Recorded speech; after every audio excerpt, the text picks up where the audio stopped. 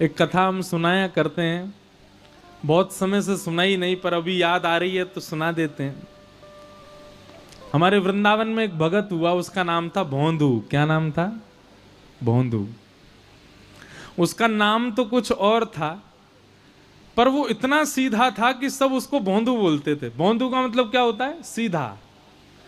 जैसे घर का बालक बहुत सीधा हो, सरल हो, सब उसको ये बोलते हैं ये तो भोंदू है, बिल्कुल सीधा सरल है। और एक बात, हमारी बात सुन लीजिएगा बहुत ध्यान से।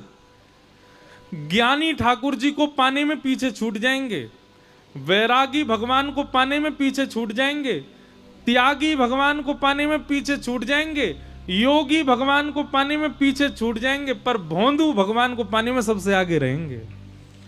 जो सरल है, जो सीधा है, जिसके चित्त में छल नहीं है, जिसके चित्त में कपट नहीं है। आपने कहा दिन तो दिन, आपने कहा रात तो रात, ऐसे को ठाकुर जी बहुत जल्दी मिल जाएंगे। ठाकुर जी को भोंदू बहुत प्रिय है।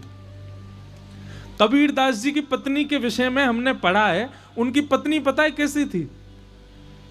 कबीर दास जी कभी कभी सुई में धागा पिरोते थे, तो धागा पिरोने के लिए सूर्य के प्रकाश में बैठे हैं, धूप निकल रही है, 12 बज रहे हैं दोपहर के, खूब प्रकाश हो रहा है, और वो अपनी पत्नी से कहते थे, अरे सुनती हो? बोले हाँ जी बोलो।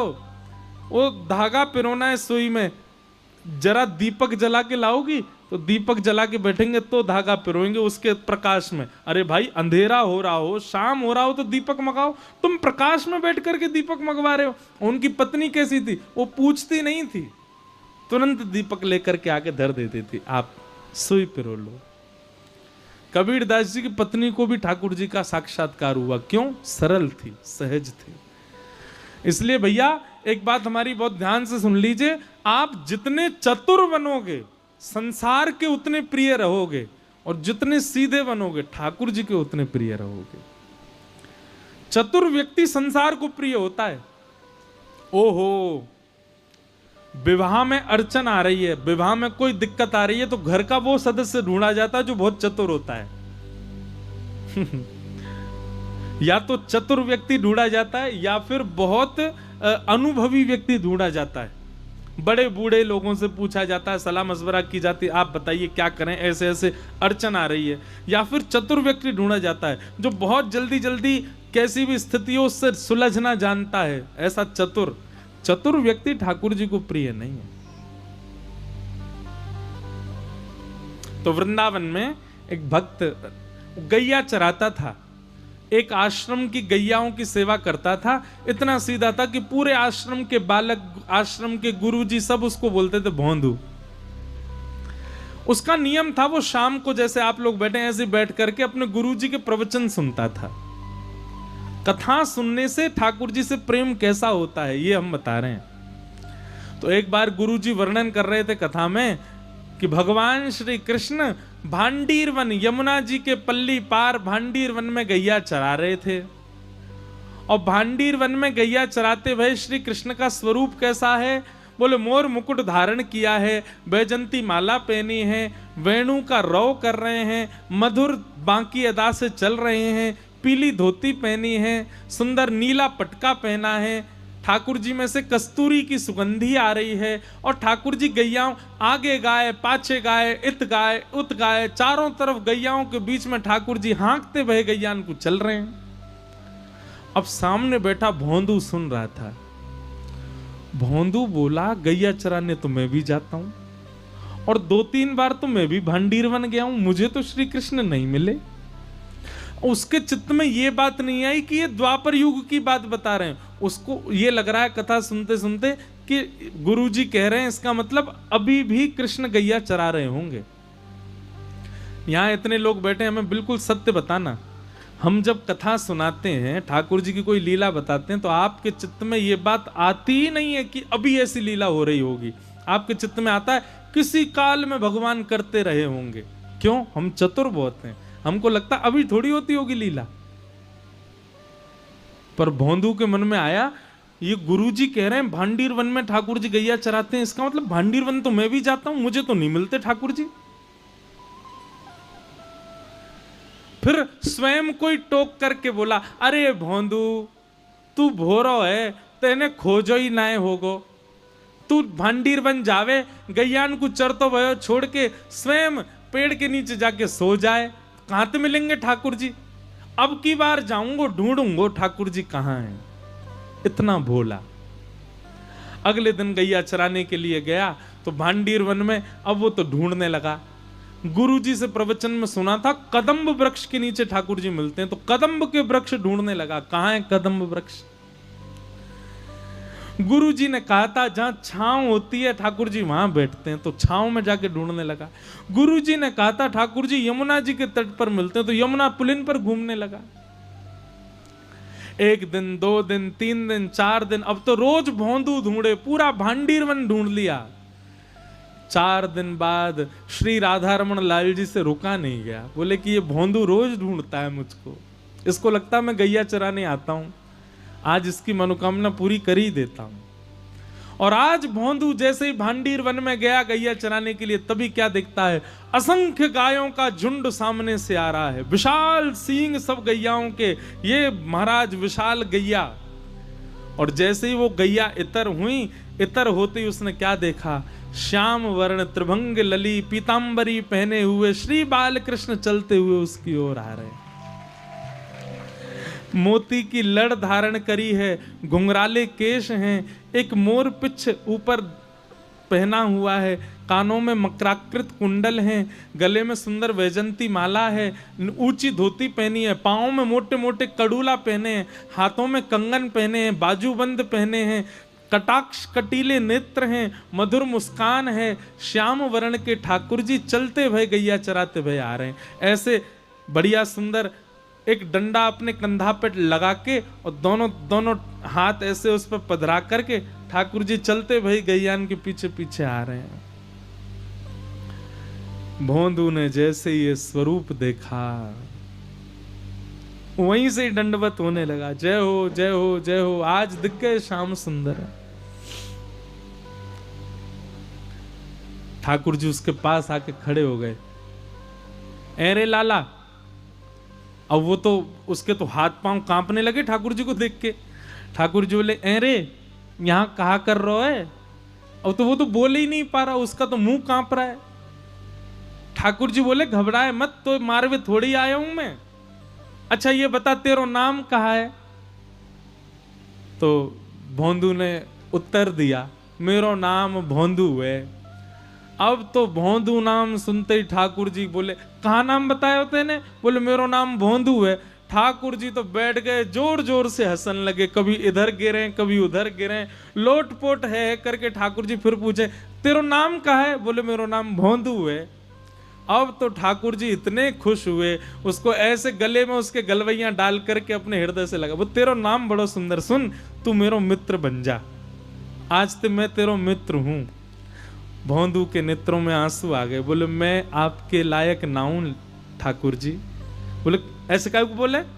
देख तू भी गैया चरावे मैं भी गैया चराऊं, तू गैया को दूध काढ़े मैं गैया को दूध पीऊं, तू गैया को दूध काढ़ के मक्खन बनावे मैं मक्खन खाऊं, तू भी भांडीर बनावे मैं भी भांडीर बनावे मैं भी भांडीर बनाऊं, हम दोनों एक से। और सुन तू भी भोंदू और मैं भी भोंदू, हम दोनों मित्र हैं, सब तो समान है। भोंदू बोलो आप भोंदू कैसे? बोले मैं हूं भोंदू, दुनिया के भगत आमे 100 रुपया चढ़ा करके 1 करोड़ मांग के जाए मैं दे दूं, मैं हूं भोंदू, सीधा हूं, सबन पर कृपा कर दूं, तेरे जैसो सीधा हूं। भोंदू से मित्रता हुई। ठाकुर जी बोले अब बात ही बना तो रहेगो, कचुक खवावे को पिवावे को भी, चल जल्दी निकार कचुक खवा, मुझको भूख लग रही है। भोंदू 2 रोटी लेके गया था बस, उसने 1 रोटी ठाकुर जी के आगे धर दी। और इतना भोंदू है, अब हम आप सब लोग होते तो हम तो इतने चतुर सब धर देते साहब ठाकुर जी के आगे, पर भोंदू ने 1 ही दिया, 1 मैं भी तो खाऊंगा। ठाकुर जी के आगे धर दी, वहां में अचार धर दियो। ठाकुर जी ने चट चट सबरी रोटी खा ली। अब भोंदू से कहने लगे अरे तेरा मित्र बनूं, चल ला ये रोटी दे दे। तो भोंदू बोलो आधी ले लो, आधी मैं खाऊंगा, मुझको भूख लग रही है। ठाकुर जी बोले तू बहुत सीधा भैया भोंदू, ले आधी तू खा आधी मैं खाऊं। भोंदू बोलो अब मुझको पता चल गई तुम्हारी खुराक बहुत ज्यादा है, कल से मैं 2 रोटी तुम्हारे काज अलग से ले आऊं। ठाकुर जी बोले दारी के 2 रोटी में मन ना लगे, 4 लियो मुझको। भोंदू बोलो तो 2 मेरी 4 आपकी। ठाकुर जी बोले हाँ ऐसे ही करियो। ठाकुर जी अपनी गैया लेके चले गए, भोंदू अपने। अब भोंदू इतना सीधा, उसने आश्रम में जाके किसी को नहीं बताया। उसको लगा ये सब भगवान से मिलते हैं, मैं ही अभागा हूं, मुझे इतने दिन बाद ठाकुर जी मिले। शाम को जाकर के हाथ पांव धो के गैया सब गौशाला में बांध दी, सानी कर दी, दूध निकाल के शाम को सत्संग में जाके बैठ गया। पूरी कथा सुनी, रात में सो गया। बहुत प्रसन्न है भोंदू, ठाकुर जी मेरे संग खेलने आए थे। दूसरे दिन भोंदू गया रसोई घर में, जाके रसोईया से कहने लगा भैया आज 6 रोटी दे दो। बोलो ए भोंदू तू तो 2 ही रोटी पाता है, ये 6 रोटी क्यों चाहिए? भोंदू बोलो वो नंद नंदन ठाकुर जी आए थे कल गैया चराते हुए, भूखे रह गए, बड़ो पेट है उनको, यूं कह रहे 4 रोटी लियो, मेरे 4 उनकी 2 मेरी। रसोईया बोले हे भोंदू कुछ भी बोल लो है, नंद नंदन ठाकुर जी आए, एक काम कर गुरु जी से बुलवा दे, गुरु जी बोल देंगे तो दे देंगे हम तो को। भोंदू गया गुरु जी के पास, गुरु जी एक निवेदन करनो। गुरु जी बोले हाँ भोंदू बोल। मैं गैया चरावे जा रहे हो तो मैंने रसोईया से कही 6 रोटी दे दे, वो मना कर रहा है, आप कह दो।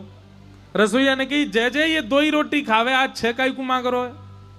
बोले अरे भोंदू तू 6 क्यों मांग रहे हो? बोले नंद नंदन यशोदा नंदन ब्रज उर चंदन जिनकी आप कथा सुनाते हो श्री कृष्ण, कल वो आए थे गैया लेके, मेरी सबरी रोटी ने खा गए, या हमारे वो भूखे रह जाए, उनके काजे रोटी ले जा रहा हूं, आप आज्ञा दे दो। गुरुजी बोले ए भोंदू इधर आ। कौन आते हैं? बोले गुरुजी आप जिनकी चर्चा सुनाते हो ना, भांडीर वन में गैया चराने आते हैं, पीली पीतांबरी पहनते हैं, टेढ़ा मुकुट पहनते हैं, कानों में मकराकृत कुंडल पहनते हैं, वैजंती माला पहनते हैं, सांवरे सलोने बंशी बजाते हैं, कटाक्ष नेत्र हैं, मधुर मुस्कान है, वही नंद नंदन श्री कृष्ण कल गैया चरावे भांडीर वन में मुंह को मिले, मेरी रोटी खा गए, या हमारे में आज ज्यादा ले जा रहा हूं। गुरुजी समझ गए, बोले भोंदू झूठ नहीं बोलता, भोंदू सच में वो आए थे। हाँ गुरुजी। अच्छा जब वो आए थे तो उनकी सुगंधी कैसी थी? बोले गुरुजी ऐसा लग रहे हो मानो जैसे कोई ने केसर चंदन घिसके और वो धर दिया हो कटोरी में, वाकई जैसी सुगंधी आवे वैसी सुगंधी। भागवत जी में वर्णन है ठाकुर जी में से चंदन की सी सुगंधी आती है। गुरु जी के नेत्र सजल हो गए, बोले और बताना। बोले घुंघराले केश हैं और घुंघराले केशन की बेणी बनी भई है, और वह बेणी में ऐसी मोर पिछ ठाकुर जी पहन के आमे। गुरु जी बोले और बताना भोंदू। बोले ठाकुर जी जब जोर से ठहाको मार के हंसे ना, उनके दंतावली देख करके, उनकी मधुर मुस्कान देख करके तो ऐसा लगे कोटि कोटि चंद्रमा उन पे वार दो, इतने सुंदर लगे। और बताना भोंदू। बोले गुरुजी कल जब उनने मेरे गले में गलवैयां डारो ना, तो जैसे हम आप एक दूसरे के गले में गलवैयां डारे तो निष्ठुर था को अनुभव होवे, ऐसा अनुभव होवे या कि हड्डी चुभ रही है। पर जब कल उनने मेरे गले में गलवैयां डारी ना, मुझको ऐसा अनुभव ही ना भयो, मुझको तो ऐसा लगो कोई मखमली गद्दा मेरे कंधा पे धर दियो, इतने कोमल अंग उनके। गुरु जी को विश्वास हो गया कि इसको कृष्ण मिले। हाथ पकड़े, भोंदू मेरो एक काम करेगो? बोले हाँ बताओ ना गुरुजी। वो आज भी आएंगे? बोले हाँ आएंगे। तू उनको लेके आश्रम आ जाएगा? भोंदू के मन में आया गुरुजी इतने शिष्य आपके, आप मुझसे ही क्यों कह रहे हो कि इतने योग्य बालक, सब पढ़ना लिखना जानते हैं, सब संस्कृतज्ञ, मैं तो ग्वारिया हूं, मुझे तो गैया चराते मिल गए कल गलती से। आप सबको तो वो रोज ही मिलते होंगे ना, आप किसी भी बालक को कह के बोल मैं कैसे लाऊं? गुरुजी ने हृदय से लगा लिया, बहुत भोला है भोंदू तू। हाँ सबको मिलते हैं, लेकिन हम चाहते हैं कि तू ही लेके आ उनको। भोंदू तो इतना खुश हो गया कि गुरुजी ने मुझको पहली बार कोई कार्य दिया है। निकल पड़ा। आज बड़े उत्साह में गया भांडीरवन। भांडीरवन जैसे ही पहुंचा तो विलंब से पहुंचा, ठाकुर जी पहले ही पहुंच गए थे। ठाकुर जी बैठे थे, आया, जय जय क्षमा कर दियो, आज विलंब है गए। बोले नहीं, हम तो ते नाराज हैं, तू विलंब ते क्यों आयो? भोंदू बोलो, आज गुरु जी ने रोक लियो, फिर रसोईया ते मेरी ने झड़प है गई, रोटी ना दे रहो आपके काजे। तुरंत उसने पोटली खोली, ठाकुर जी की 4 रोटी उठा के दे। अभी भी 6 नहीं दी है ठाकुर जी को, 4 ही रखी है सामने।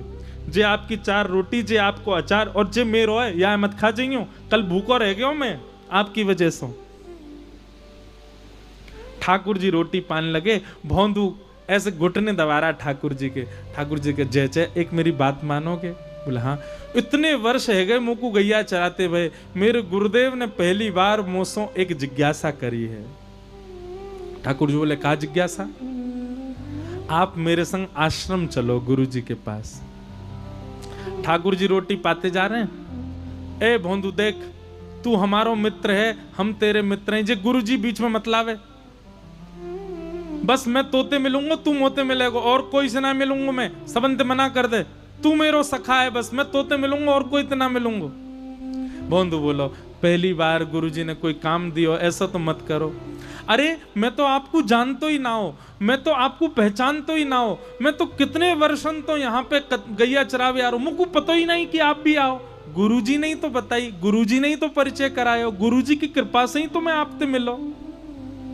अगर गुरुजी नहीं होते तो मैं आपसे कैसे मिलता? उन गुरुजी की इतनी बात तो मान लो, आप चल दो। ठाकुर जी बोले, देख भोंदू, हमारी अंतिम बार बात सुन ले, तू बस हमारो सखा, और कोई से हम बात नहीं करेंगे। भोंदू बोलो, तो नहीं जाओगे आप गुरुजी के पास? ठाकुर जी बोले, नहीं जाएंगे। बोले, अंतिम बार पूछ रहा हूं, जाओगे कि नहीं जाओगे? ठाकुर जी बोले, नहीं जाएंगे। भोंदू ने 1 रोटी तो ठाकुर जी पा रहे, 3 रोटी सामने पड़ी, तीनों उठा लें। बोले, जो गुरु जी की है नो मत खाओ। और सुनो, जो आधी रोटी अभी बची, याकूब दे दो, ये भी गुरु जी की रसोई में बनी है, याकूब मत खाओ। ठाकुर जी के हाथ से आधी रोटी छीन ली भोंदू ने। अरे गुरु जी की कृपा से मिले हो, मैं एक ही बार तो आपसे कह रहा हूं कि गुरु जी से मिलवे चलो, मना कर रहे हो, ज्यादा ही भगवान बन रहे हो अपने मन में। ठाकुर जी बोले, रोटी तो पूरी पान दे। नहीं मिलेगी रोटी, रोटी भी गुरु जी के घर की है, और रोटी खावे को इतना ही मन है तो पहले मुंह को वचन दो कि गुरु जी के पास चलोगे तो रोटी मिलेगी, नहीं तो नहीं मिलेगी। ठाकुर जी बोले, ले जा अपनी रोटी ने, लेकिन तेरे गुरु के पास ना जाऊंगा मैं। भोंदू ने तुरंत पोटली बांधी, और पोटली बांध करके और उठ गयो, अपनी गैयान को इकट्ठो करने लगो। ठाकुर जी बोले, क्या कर रहे हो?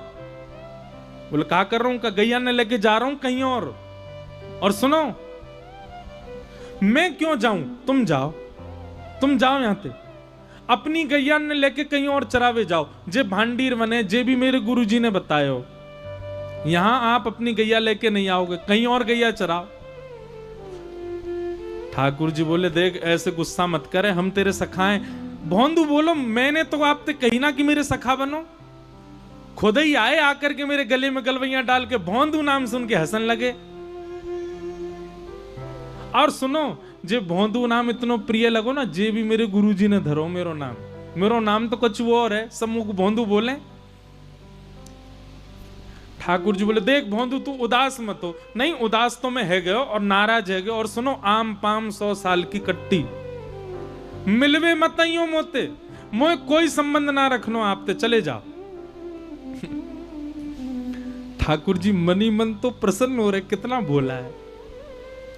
अब फिर ठाकुर जी पकड़, देख तू भोंदू जाने ना, मैं भगवान हूं, मैं परमात्मा हूं, मैं ऐसे सबंत मिलन लगो तो फिर बवाल है जाएगो।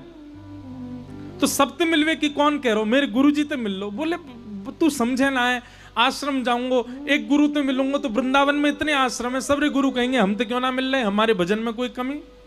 तो भोंदू बोलो, तो कहा जा रहा हो सबंत मिल लो। ठाकुर जी बोले, तू समझेगो ना बात है। भोंदू बोलो, मोए ना समझ रहा हूं, अंतिम बार पूछ रहा हूं, चलोगे कि नहीं? ठाकुर जी बोले, मैं ना जा सकूं। भोंदू बोलो, ठीक है, तो अब कल से मैं आपको नहीं दिखूंगा। और भोंदू अपनी गैया लेके जान लगा। वो वास्तव में नाराज हो गया ठाकुर जी से। ठाकुर जी ने कही, भोंदू, अरे भोंदू रुक जा। भोंदू ने पीछे पलट के भी नहीं देखा। चलते चलते चलते चलते जब भोंदू इतना दूर चला गया कि दिखना बस बंद होने ही वाला था, ठाकुर जी से रुका नहीं गया।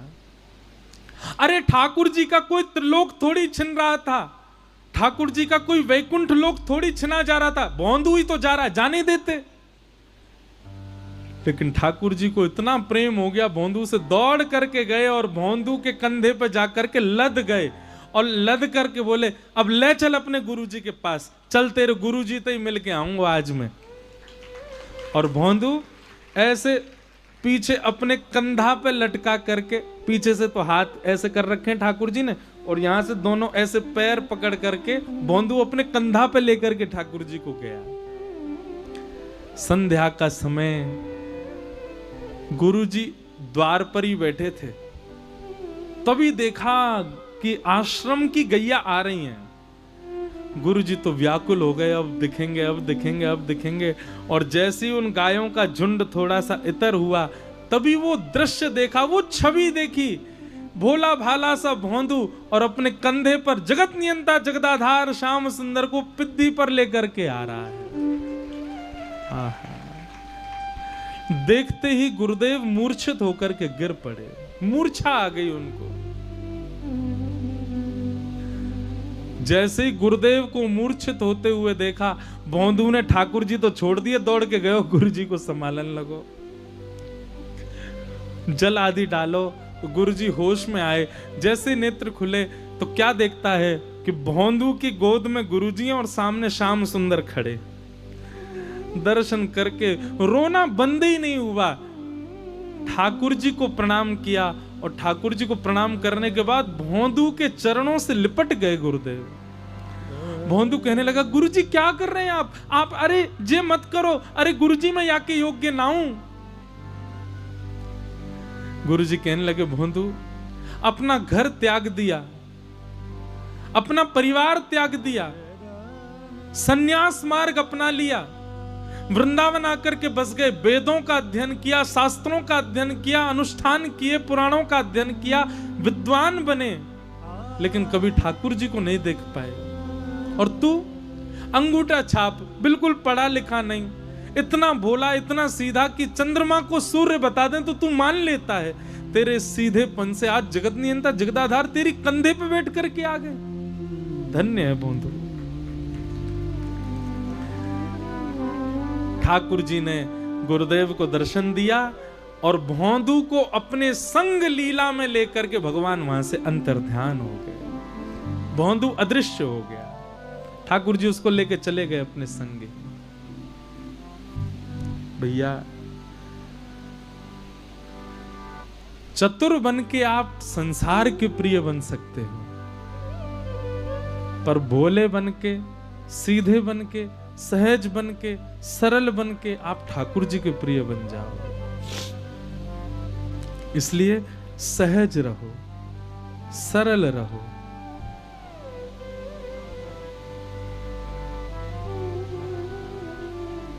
ऐसी भोंदू की कथा।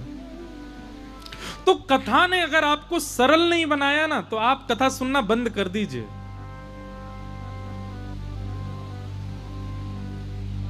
और या फिर एक कथा से सरल नहीं बने तो इतनी कथाएं सुनिए, जब तक सरल नहीं हो जाओ, जब तक सहज नहीं हो जाओ, जब तक आपके चित्त से कपट दूर ना हो जाए, छल दूर ना हो जाए, ईर्ष्या दूर ना हो जाए, तब तक कथा सुनते रहिए। कथा सुनकर के भी चतुराई नहीं गई है आपकी, तो फिर काय बात की कथा? कथा तो सहज बनाती है, कथा तो सरल बनाती है, कथा तो दीन बनाती है।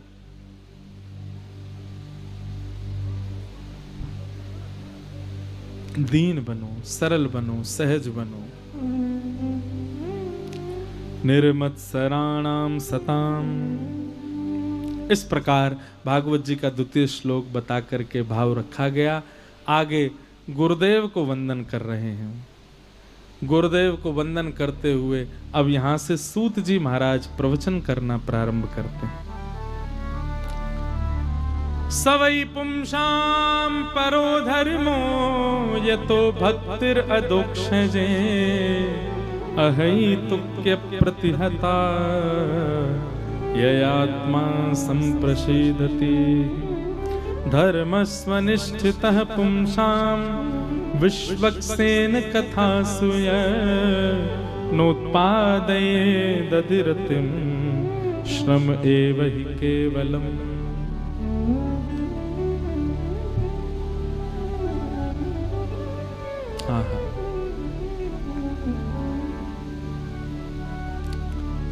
श्री सूत जी महाराज ने अपने गुरुदेव को वंदन किया।